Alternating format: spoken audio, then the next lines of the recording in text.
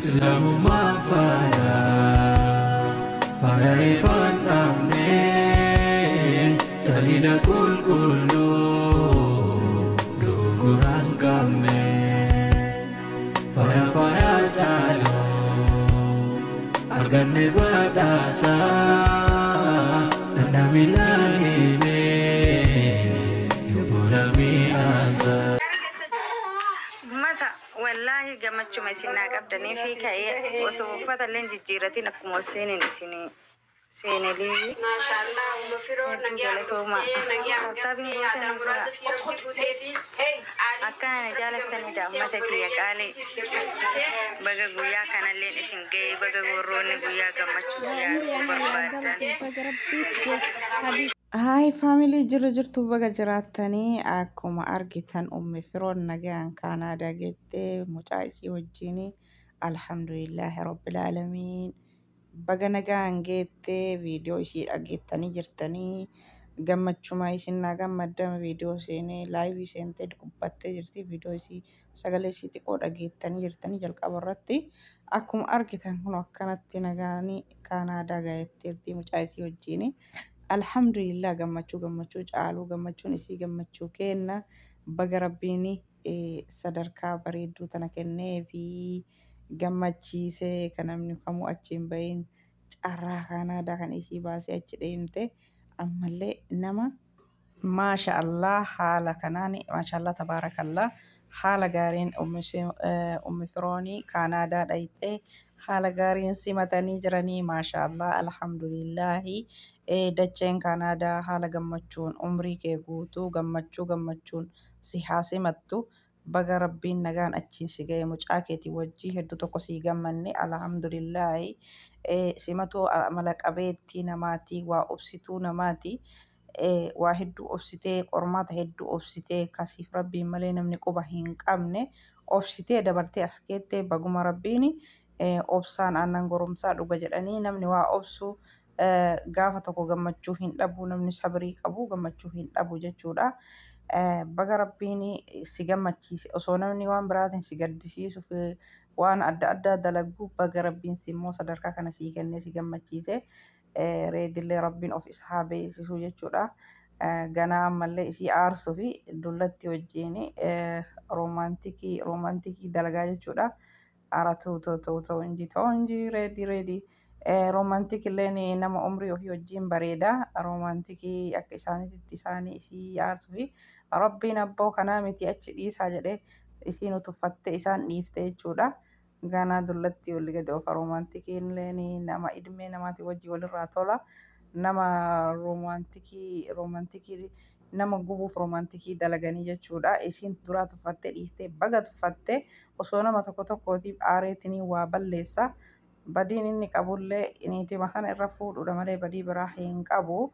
Rabbiin of isa haa beeksisuu isallee yeroo gabaabaa keessatti qajeelche haati manaa tante tun ilmeen isii xiqqoodhaa nama siin madaalu nama umrii keetitti mucaa keetiifuu hirriba irraa kaatee jechuudha.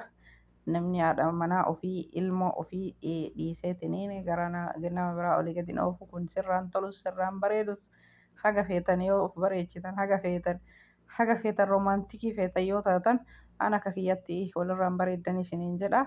Roomaantikii dhibbaa miti kuma yoo hojjettan jechuudha. Wanni hunduu ilmeen tola ilmee ofiitiin bareedaa jechuudha. Rabbiin haadha manaa ta'etti si haa deebisuu tolee waa hundaa tole isinii haa jedhu rabbi walitti isin haa deebisu. Hamtuu keessan hin qabnu ilmoon keessa yoo isin lamaan wal bira jiraattan bareeda.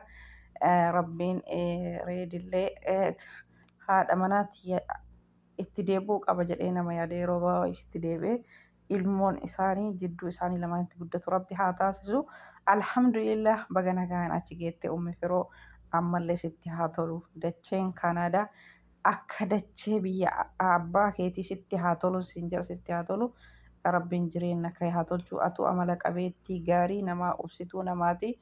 Kanaaf rabbiin carraa namoonni hedduu carraa kana osoo eeggatan si rabbiin fuudhee biyya baqaa biyya Kaayiroo san keessa gara Kanaadaa si dabarse rabbiin Kanaadaatti si dabarse Ameerikaatti illee si haa dabarsu bakka itti gammaddu bakkeen ati teettutti bakkee itti gammaddee umrii kee guutuu jiraattu rabbi si haa taasisu. Namni yoo gadi nama qabe rabbi gadi nama hin qabu. Rabbiin on nama qaba uummanni yanne on nama fuudha jechuudha. Rabbiin ammallee waa hundaa siif haa ta'u. Alhamdulillah mucaa keellee fudhattee mucaa keetii wajji dalagallee dalagattu qalbii gammachuutiin qalbii fayyaatiin osoo mucaan keessi bira jiraachuu baate ni dhiphatta osoo dalagaa feete dalagdee keessi kee gammachuu hin qabu.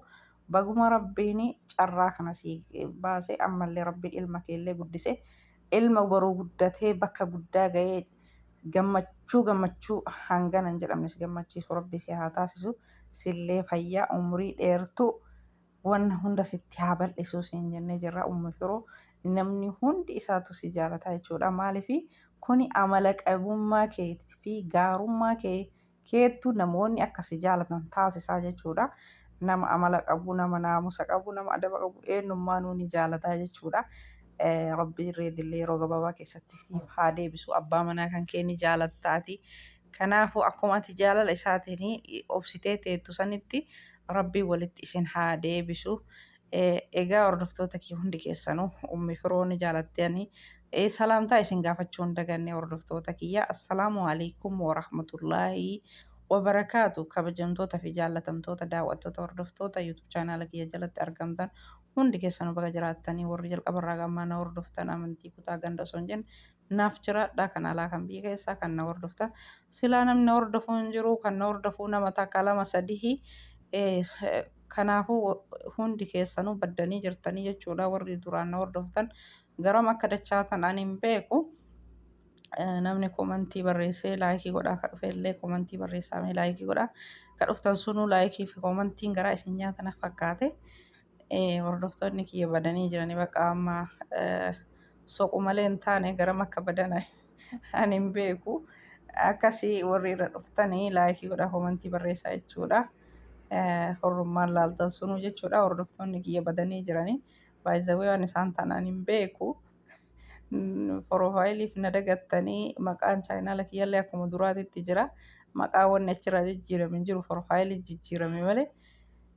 Kanaaf yoo irra dhuftanii filiis laayikii godhaa komantii barreessaa isiniin jedha. Eega rabbiin irra isin fide akkasii ummi firoon haala gammachuun Kaanaadaatti simatamtee jirti. Viidiyoo isii akkuma jalqabarraa dubbanne sagalee isiillee dhageeffattanii jirtanii. Baga rabbiin carraa gammachuu kana kenneefi dhugaa hedduu gammanneefi jechuudha. Dacheen Kaanaadaa gammachuun isii haa simattu umrii isii guutuu jechuudha. Rabbiin namoota karoora Kaanaadaa deemuuf qabanillee rabbi haala isaanii haa mijeessu. Akkasii baga walumaanuu gammannee naa gammada warroonni na jaalattanii an Kaanaadaa nagaan galee jira. Mucaa kiyyaa wajji jettee jirti baga nagaan achi geettee baga nagaa taate amma kan bal'inaan guyyaa guyyaan laayivii seentee kan dubbattu ta'a amma dadhabdee xiqqoo laayivii seentee hawwu namni karaa deemanii dadhaba. Kanaaf ummi firoonii alhamdulillahi rabbil aalamiin nagaan geette namni hundi isaatu jaalala isiif qabu ibsata miidiyaa kanarratti jechuudha. Dhugaa nama rabbiin jaalate namnis jaalataa jechuudha. Rabbitu jaalatee namnis akka isii jaalatu isii taasise. Amala qabaachuu isiitiin namni hundi isii jaalataa jechuudha. Maashaallah amala gaarii qabdi. Rabbiin ammallee amala isii kan akka namatti isirra haa tursiisu jenna. Maashaallah tabarakallah hedduu tokko namatti tola. Ilmoo isii wajjin akka gaarii achi geettee akka gaariitti achitti namoonni simatanii jiranii hedduu tokko namatti tolaa jechuudha. Simannaan isaanillee achi gahuun isiillee gahuun gammachuu isiiti. Baguma rabbiin gammachiise jechuudha. Gammachuun ammallee walirraan si haa dabalamtu siin jennee jirra ummi firoo. Gammachuun tantee addaan hin citinii. Rabbiin ammallee sadarkaa guddaan si haa gahu. Baga gammaddee qaalii teenna baga nuuf gammaddee yoo ati gammadde nutis gammannee jirra. Nama gaarii akka keetii hunda rabbiin milkii gammachuu inni quba hin qabneen haa milkeessu. Sadarkaa guddaa rabbi si haa gahu mucaa kan kee wajjin jaalaluma keetiif gammachuu kana nu dubbannullee namni hundi isaatu gammachuu ati bakka kana geette siif ibsatee siif dubbataa jechuudha. ammallee rabbiin sadarkaa guddaan si haa ga'u abbaa manaa keetiillee rabbi walitti si haa deebisu abbaa manaa keetii rabbi walitti si haa deebisu rabbi waa hundaa isinii haa laaffisu jidduu keessanii jibbaa haa kaasu jaalala jidduu keessanii rabbi haa fidu rabbi giddii qabaa maal akkuma carraa kanaadaa si oofe kana abbaa manaa kee kanallee guyyaa keessa qajeelche siif haa deebisu waliin bareeddanii waliin toltanii ilmoon keessanillee in dhiphatu jechuudha. Abbaa haati xiyya na bira jirti abbaan kiyya eessa jechuun isaa hin hafu. Abbaa kiyya hoo jechuun isaa hin hafu. Abbaan kiyya maaliif na bira hin dhufne maaliif hanga yoom abbaa kiyya irraa fagaadha jechuun isaa hin hafu. Rabbiin reedillee qajeelchee yeroo gabaabdutti Kaanaadaa dhaqee akka isii wajji sargii godhattanii indoom bifa haarawaa walitti deebitanii hawwiin keenya akkasii jechuudha. Rabbiin walitti isin haa deebisu yeroo gabaabaa keessatti jechuudha.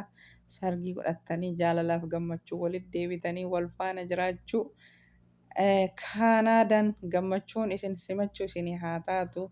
Rabbiin giddii hin qabu isaa kanallee rabbi ufaa beeksisu. Namni hin dogongorre hin jiru dogongora immoo nama dogongora ofii san beekee irraa deebi'e rabbi isaa taasisu. Nama jechuun kan waan dogongore sanirra qabatee achumaan hafu jechuudha. Rabbiin sanirraa isa jijjiiree dogongora kanarraa isa jijjiiree karaa gaariitti isa haa marra'u gammachuun ummi firoo kana fakkaata. Namoonni ummi firoo jaalattan hundi keessanuu kan akka kiyya gammaddaniif hundi keenya walumaanuu baga gammannee jechuudha. Rabbiin sadarkaa kana isii kennee gammachutti isii baasee alhamdulillahi rabbiin galanni haa ga'u baga gammaddee nutis gammannee jirra. Ummi firoo ammas nu gammadii nuuf jiraadhu umrii kan kee guutu. Egaa viidiyoon kiyya kana fakkaataa viidiyoo bira turtii gadi baay'ee.